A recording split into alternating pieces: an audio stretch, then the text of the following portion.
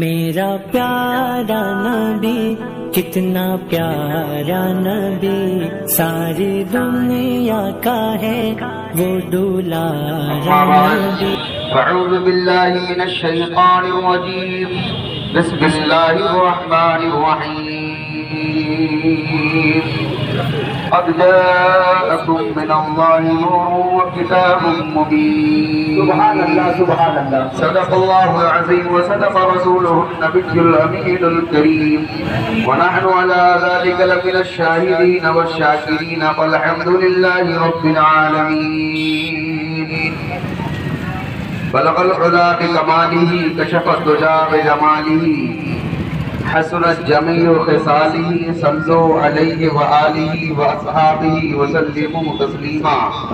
جھوم کر بآواز بلند پورا مجمع اپنے نبی کے نام پر درود پاک کی سلوات پیش کرنے کی سعادت حاصل کر لے۔ اللہم صل علی سیدنا مولانا محمد وبارک وسلم، صلاۃ و سلام علیہ صلاۃ و سلام علیک یا رسول اللہ، یا نبی اللہ، یا حبیب اللہ صلی اللہ تعالی علیہ وسلم۔ ہر ابتدا کے پہلے، ہر انتہا کے بعد ذات نبی بلند ہے، ذات خدا کے بعد ذات نبی بلند ہے، ذات خدا کے بعد دنیا میں احترام کے لائق ہیں جتنے لوگ، دنیا میں احترام کے لائق ہیں جتنے لوگ، ہم سب کو مانتے ہیں مگر مصطفیٰ کے بعد۔ الہی رونق اسلام کا سامان پیدا کر، رسول ہاشمی کی امتوں میں جان پیدا کر۔ آئیے کچھ گفتگو کرنے سے پہلے میں بارگاہ نبوی میں خراج عقیدت کے طور پہ نعت پاک کے دو شعر آپ کے گوش گزار کرنا چاہتا ہوں۔ ایک بار پورا مجمع اپنے دونوں ہاتھوں کو پرچم کی شکل میں اٹھا کر مجھے اجازت دے۔ بولے یا رسول اللہ۔ شعر ملاحظہ فرما لیں۔ سرکار کے دیوانے جس سمت نکلتے ہیں، سرکار کے دیوانے جس سمت نکلتے ہیں، سرکار کے دیوانے جس سمت نکلتے ہیں، پتھر کی حقیقت کیا فولاد پگھلتے ہیں، پتھر کی حقیقت کیا فولاد پگھلتے ہیں۔ اور یہ شعر ہر شخص کی ماں کے لیے ہے، بول دے سبحان اللہ سبحان اللہ سبحان اللہ۔ جب ماں کی دعا لے کر ہم گھر سے نکلتے ہیں، جب ماں کی دعا لے کر ہم گھر سے نکلتے ہیں، جب ماں کی دعا لے کر ہم گھر سے نکلتے ہیں، محسوس یہ ہوتا ہے جنت میں ٹہلتے ہیں، محسوس یہ ہوتا ہے جنت میں ٹہلتے ہیں۔ اور یہ شعر جو شعر آخر ہے میری تقریر کا حصہ ہے، ملاحظہ فرما لیں، بول دیں سبحان اللہ۔ وہ لوگ خدا شاہد قسمت کے سکندر ہیں۔ ہمارے اسٹیج پر اس وقت اپنی جماعت کے ایک بہترین بزرگ عالم دین حضرت علامہ سید زبیر صاحب قبلہ بیٹھے ہوئے، ہم ان کے دعاؤں اسے آپ تک پہنچا رہا ہوں، بولے سبحان اللہ۔ وہ لوگ خدا شاہد قسمت کے سکندر ہیں، جو سرور عالم کا میلاد مناتے ہیں، وہ لوگ خدا شاہد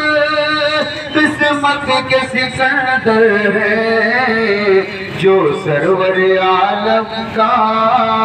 میلاد مناتے ہیں۔ درود پاک پڑھیں مرتبہ۔ محمد صلی اللہ علیہ وسلم، نحن عباد محمد صلی اللہ علیہ وسلم۔ حضرات، اللہ رب العزت نے اس کائنات پر ایک نہیں بلکہ لاتعداد میں انسانوں کو پیدا فرمایا ہے۔ حضرت آدم سے لے کے اب تک انسان آئے دن پیدا ہوتا رہتا ہے اور آئے دن انسانوں کی موت بھی ہوتی رہتی ہے،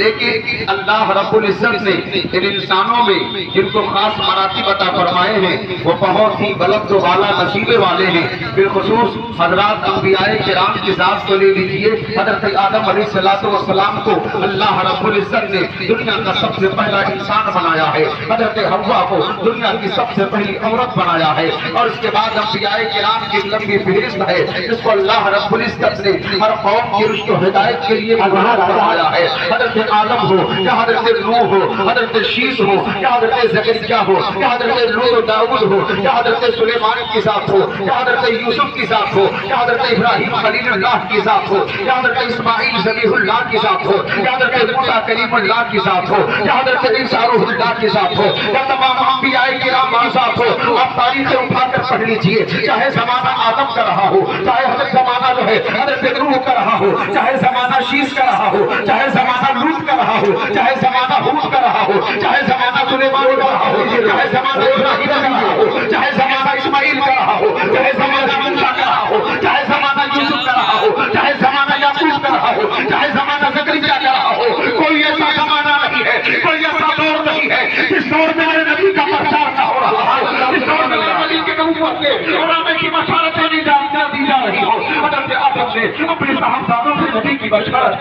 دی ہے، حضرت نوح کو اپنے نبی کے آنے کی بشارت دی ہے، حضرت شیس کو نبی کی بشارت ہوئی ہے، اور موسیٰ کلیم اللہ نے بھی بشارت عطا فرمائی ہے، اور حضرت عیسیٰ روح اللہ نے بھی نبی کے آنے کی بشارت دی ہے۔ گویا کہ انبیاء کرام کو اللہ رب العزت نے صرف اسی لیے بھیجا ہے، دنیا یہ کہتی ہے کہ اس قوم کے نبی ہے، یہ اس قوم کے نبی ہے، یہ بنی اسرائیل کا نبی ہے، یہ عرب والوں کے لیے نبی تھا، یہ عرب والوں کے لیے نبی تھا، عجم والوں کے لیے نبی تھا، یہ مدر والوں کے لیے نبی تھا، یہ ملک شام کے لیے نبی تھا، یہ عرب کے لیے نبی تھا، ایران کے لیے نبی تھا، ایران کے لیے نبی تھا۔ جی ہاں، جو جس ملک کے لیے بنایا گیا تھا وہ اسی ملک کا ہو کے رہ گیا ہے، ایران میں جو پیدا ہوا تھا وہ ایران کا ہو کے رہ گیا ہے، جو توران میں پیدا ہوا ہے وہ وہی کا ہو کے رہ گیا ہے، جو یمن میں بھیجا گیا ہے وہ یمن والوں کے لیے نبی ہے۔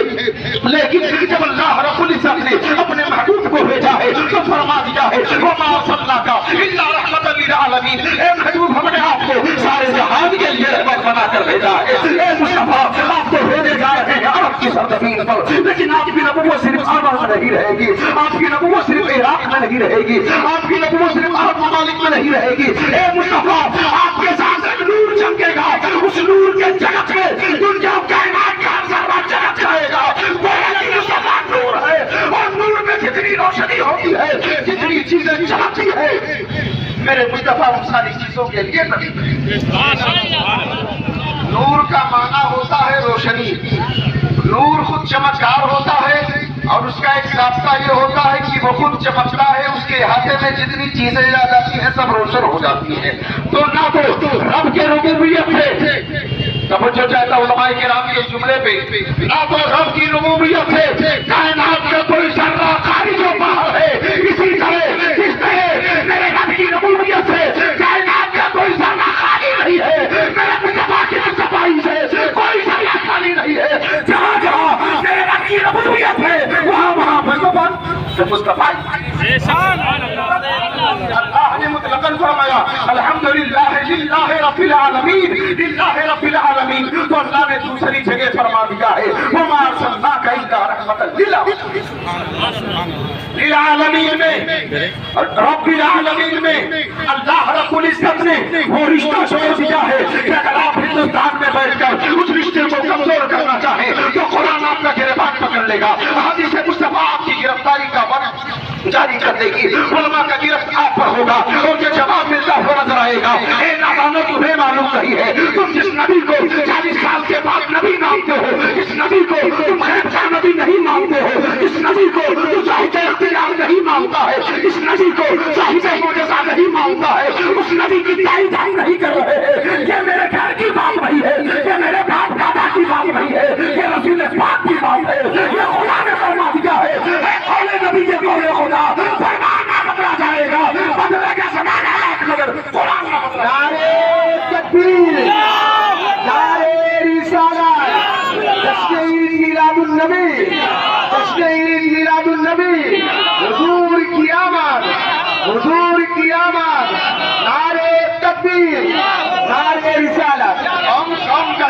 जुलूस निकालना नहीं है। जो मोटरसाइकिल वाले हैं तो जो जुलूस निकालना दुरुस्त नहीं है। जुलूस की शरई हैसियत क्या है, जुलूस की शरई सबूत क्या है। आओ देखो, किताब का नाम है तवारीख हबीबुल्लाह, बड़ी आसान किताब है जो उर्दू जबान में मुसन्निफीन ने जो है उसको मुतरजमीन ने उसको ट्रांसफर कर दिया है, ट्रांसलेट कर दिया है। आप किताब उठाइए, चले जाइए निजामी मौक़ीफ़ों पर या आपके सामने जो बेहतरीन कुतुब खाने मौजूद है, आप इन कुतुब खानों में जाइए, कहिए भैया हमको तवारीख हबीबुल्लाह चाहिए। वो पूछेगा क्यों चाहिए, आपका जवाब होगा तवारीख हबीबुल्लाह नहीं मांग रहे हैं, हम नबी के जुलूस की शरई हैसियत मांग रहे हैं, नबी के जुलूस पर सबूत कहा है ये मांग रहे हैं। तो आपको जवाब मिलेगा, जब मेरे मुस्तफा ने मक्के से हिजरत फरमाई थी, तो साहिब मदीना ने जब मक्के से हिजरत फरमाई थी, वाली मदीना ने जब मक्के से हिजरत फरमाई थी, जो मक्के से निकल कर जो है मदीना की खिदमत करने के लिए आ रहा था, मदीना की सरवरी करने के लिए आ रहा था, मदीना की तमाम बीमारियों को दूर करने के लिए आ रहा था,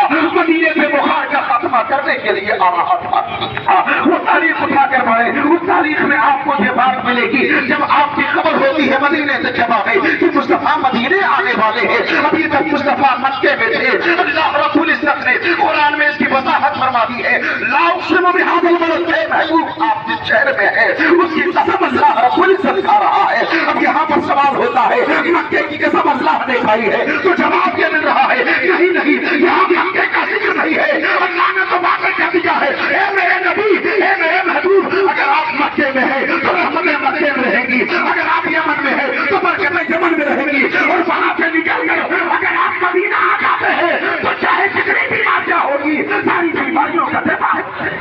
सुभान अल्लाह, सुभान अल्लाह, सारी बीमारियां खत्म हो जाएगी। मुस्तफा मदीने के रास्ते को चले आ रहे हैं और मदीने वालों को जब खबर मिल रही है, उठाओ तारीख की किताब तवारीख हबीबुल्लाह को, जिसके लिखने वाले लाइदर का नाम अल्लामा मुफ्ती इनायत अहमद काकोरनी की साथ है। आप बयान फरमाते हैं, जब मदीने के जो है बाशिंदों को ये खबर मिलती है कि मुस्तफा मदीने आने वाले हैं, रोजाना एक जुलूस निकलता था, उस जुलूस में बच्चियां भी होती थी, उस जुलूस में बूढ़े भी होते थे, उस जुलूस में नौजवान भी होता था, उस जुलूस में जवान भी होता था, उस जुलूस में गरीब भी होता था, उस जुलूस में अमीर भी होता था, उस जुलूस में उस वक्त के रईस भी हुआ करते थे, वजीर उमरा भी हुआ करते थे, और सब जुलूस में शामिल हो जाया करते थे। पता चला मेरे मुस्तफा के आने से जो सबसे पहले सबक मिल रहा है, मुस्तफा के जुलूस से जो सबसे बड़ा पैगाम मिल रहा है, वो बड़ा पैगाम यह है कि मुस्तफा के जुलूस में आने के बाद ऊंच नीच का फर्क खत्म हो जाता है, अमीर गरीब का फर्क खत्म हो जाता है।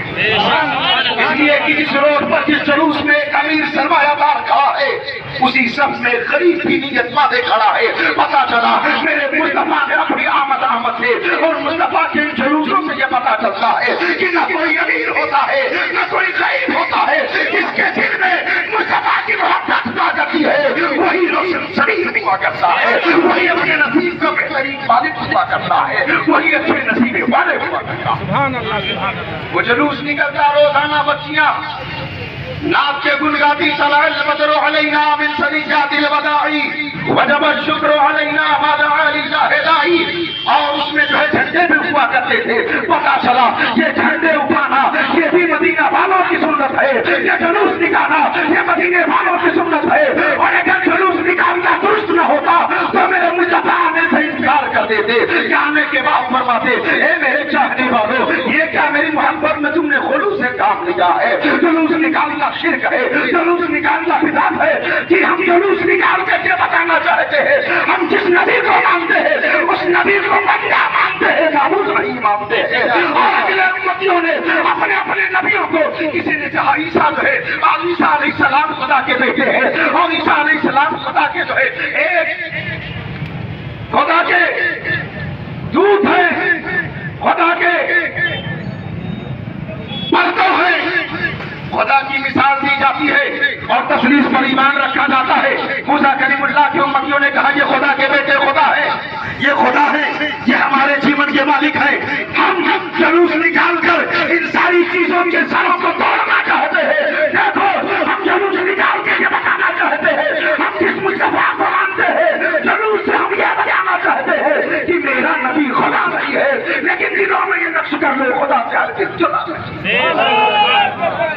ہماری حبیب الہ کی روایت سے ہم کھا کر بڑا ایمان خیرہ ہو جائے گا، ایمان میں تازگی پیدا ہو جائے گی۔ ہماری حبیب الہ کے لگنے والے رائٹر حضرت علامہ مفتی عنایت احمد کاکوروی ہے، یہ وہ ذات ہے جو 1857 کی تحریک میں بہت بڑے کردار کے تحت مالک تھے، بہت بڑا کردار ادا کیا تھا، چاہے علامہ فضل حق خیر آبادی کی ذات ہو۔ آج دنیا مولویوں کو دیکھ کر آتشباز کہہ کر چڑھاتی ہے، آج ٹوپی اور داڑھی کو آتشباز کہہ کے نشانہ بنایا جا رہا ہے، آج ہمارے لباس کو دیکھ کر کہا لگایا جا رہا ہے۔ اگر کوئی مولوی سنسان رات میں جو ہے اسٹیشن پر کھڑا ملتا ہے تو پولیس کے کارندے جو ہے بغیر گرفتاری وارنٹ کے اس کو اٹھا دیا کرتے ہیں اور پوچھ تاچھ کیا کرتے ہیں، اس کی شان کو گھٹانے کے لیے، اس کی آنکھ کو مٹانے کے لیے، اس کی شوکت کو ختم کرنے کے لیے۔ دراصل بات یہ ہے کہ ہم نے اپنے آپ کو بچانا نہیں ہے۔ اگر تم نے اپنے علماء کی تقدیر تمہیں دیکھا ہوتا اور عالم دین کی ڈھنگ سے سچے معنی میں جو ہے آپ نے اگر تعریف کی ہوتی، احترام کیا ہوتا،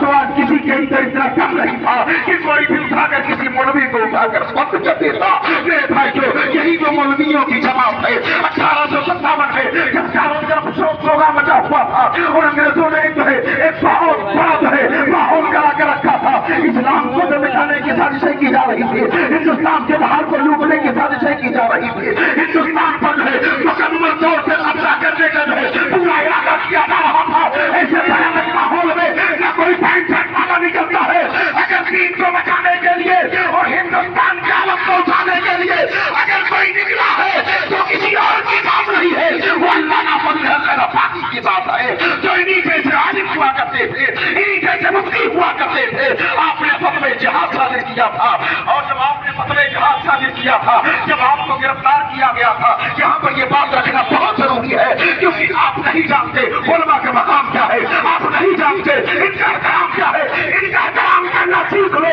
اس سے پہلے کہ تمہارے گھروں میں آسمان سے عذاب کے پڑے گئے، دروازہ کھل جائے عذاب کا، اس سے پہلے تم اپنے علماء کا احترام سیکھ لو۔ سبحان اللہ، سبحان اللہ، سبحان آپ جانتے ہیں ان کا کردار کیا تھا؟ ملکہ وکٹوریہ کے پاس جب یہ شکایت پہنچی اور مقدمات جب پیش کیے گئے جب کورٹ میں پیش کیا گیا مقدمہ، تو اس نے کہا، جج نے کہا جو اس وقت آپ کا بڑا منعقد ہوا کرتا تھا، کہا علامہ صاحب اتنا کہہ دیجئے کہ میں نے یہ فتویٰ ہوش و حواس میں نہیں دیا ہے۔ کہاں گئے ترکولیا کہ اگر کہاں گئے وہ لوگ جو کہتے ہیں مسلمانوں کا کردار کیا ہے، مسلمانوں کا رول کیا ہے، مسلمانوں کا کردار کیا رہا ہے ملک کو آزاد کرانے کے؟ تو اگر تاریخ پڑھ لینا، اگر تم سے علامہ فضل حق خیر آبادی کی تاریخ ختم نہیں ہو رہی ہے تو نہرو کی تاریخ اٹھا کے پڑھ لینا۔ آپ نے لکھا تھا اور فیصلہ یہ کہا تھا مجھے سزا ہوتی ہے تو ہو جائے، بڑے مجمع میں جج کے سامنے آپ نے کہا تھا مجھے اس کی فکر نہیں ہے، پھانسی ہوتی ہے تو ہو جائے۔ آبادی سے پہلے کہا تھا اسی طور پر آج بھی جاری و ساری رہے گا۔ اور سنو، میری اتنی بنتی ہے، میری آخری خواہش یہ ہے کہ جب ملک کسی زمانے میں آزاد ہو جائے گا نا تو کوئی آ کر میرے قبر کو فقط اتنا کہہ دے گا کہ مولانا آپ نے 1857 میں ملک کو آزاد کرانے کے لیے جو تحریک چلا دیا تھا وہ تحریک کامیاب ہو گئی ہے۔ آپ قبر میں پڑے لیتے ہیں لیکن سن لیجیے آپ کا ملک آپ کی خواہش کے مطابق آزاد ہو گیا۔ سبحان اللہ، سبحان اللہ۔ مورخین بیان کرتے ہیں جب حضرت علامہ فضل حق خیر آبادی کی رہائی کا فرمانہ لے کر آپ کے صاحبزادے انڈمان پہنچے تو پتا چلا ایک بھاری مجمع کے ساتھ ایک جو ہے جلوس آ رہا ہے اور جس میں کسی بزرگ کا جنازہ آ رہا ہے۔ فوراً پہنچے، تصدیق کرنے پر پتا چلا کہ کسی اور کا جنازہ نہیں، یہ آپ کے باپ حضرت علامہ فضل حق خیر آبادی کا جنازہ ہے۔ اور اس کے بعد جب آپ کو دفن کیا گیا سالوں تحریکیں چلتی رہی، اور جب ملک کو آزادی کا فرمانہ ملا تو نہرو نے جب سب سے پہلے اس ملک کی قیادت ثانی ہے تو اس کی نگاہ کرسی پر نہیں تھی، اس کی نگاہ نظام پہ نہیں گئی تھی، اس کی نگاہ علامہ فضل حق خیر آبادی کے نیچے تاریخ پر گئی تھی۔ اس نے پہ رکھا تھا کہ علامہ کی دلی خواہش ہے، علامہ کی دلی خواہش ہے، فوراً اس نے تخت و تاج کو ٹھکرا دیا اور علامہ فضل حق خیر آبادی کے جو ہے قبرستان پر آتا ہے اور آنے کے بعد اپنے آنکھوں میں آنسوؤں کا سمندر لے کر کہتا ہے اے مولانا جی سن لیجئے، آپ کا پیارا وطن ہندوستان آزاد ہو گیا ہے، آج سے ہندوستان جو ہے انگریزوں کے چنگل سے آزاد ہو گیا ہے۔ تو مجھے کہنے دیا جائے اگر ہندوستان میں مسلمانوں کا وجود ہندوستان کے لیے خطرہ ہوگا تو علامہ فضل حق خیر آبادی جیسا مجاہدین جو ہے مجاہد دین مجاہد جو ہے وطن کبھی بھی ملک میں جو ہے رہ کر جو ہے ملک کے ساتھ وفاداری نہیں کرتا بلکہ وہ غداری سے پیش آتا. لیکن فخر علامہ فضل حق خیرآبادی آنے والی تاریخ کو آپ نے ہمیشہ کے لیے بند کر دیا ہے. کیوں جا رہے ہو؟ پڑھنا بند کر دیے ہیں. 15 اگست کی 26 جنوری کے دن ہم جھنڈا تو اٹھاتے ہیں, اپنے گھر میں لڈو تو بانٹتے ہیں, لیکن علماء ربانیین کی ہم تاریخ نہیں پڑھتے ہیں. یہ جلوس محمدی ہے. آج اس جلوس محمدی سے ہم آپ کو پیغام دینا چاہتے ہیں, اگر اس ملک میں جتنا زیادہ حصہ ہمارے برادران بدل کا ہے تو ہمارا بھی حصہ کم رہی ہے. ہم بھی اتنی حق رکھتے ہیں جتنا دوسروں کا. اس لیے وقتاً فوقتاً جو حکومت کے منصوبے کے تحت ہم کو دھمکایا جاتا ہے, دہشت میں ڈالا جاتا ہے, میرے پیارے آج یہ زبان جو ہو رہی ہے یہ میری اپنی زبان نہیں ہے, یہ کسی کی تحریک بول رہی ہے. یہ میری تحریک نہیں, یہ علامہ فضل حق خیرآبادی کی تحریک بول رہی ہے. ہم تو اپنے دامن میں اتنے پھول لیے بیٹھتے ہیں کہ میرا اپنا آئے تو وہ بھی پھول پا جائے, اور اگر کوئی غیر میرا برادران وطن آتا ہے تو اس کی بھی سعادت ہم پھول اور پھل سے جب سکیں. اس پیغام کے ساتھ میں اپنی گفتگو ختم کرنا چاہتا ہوں. اس موقع پر ہمارے جتنے والدین حضرات موجود ہیں ان کا تہہ دل سے میں خیر مقدم کرتا ہوں. پولیس پرشاسن کا بھی اگر میری آواز السلام علیکم ورحمۃ اللہ تعالی وبرکاتہ.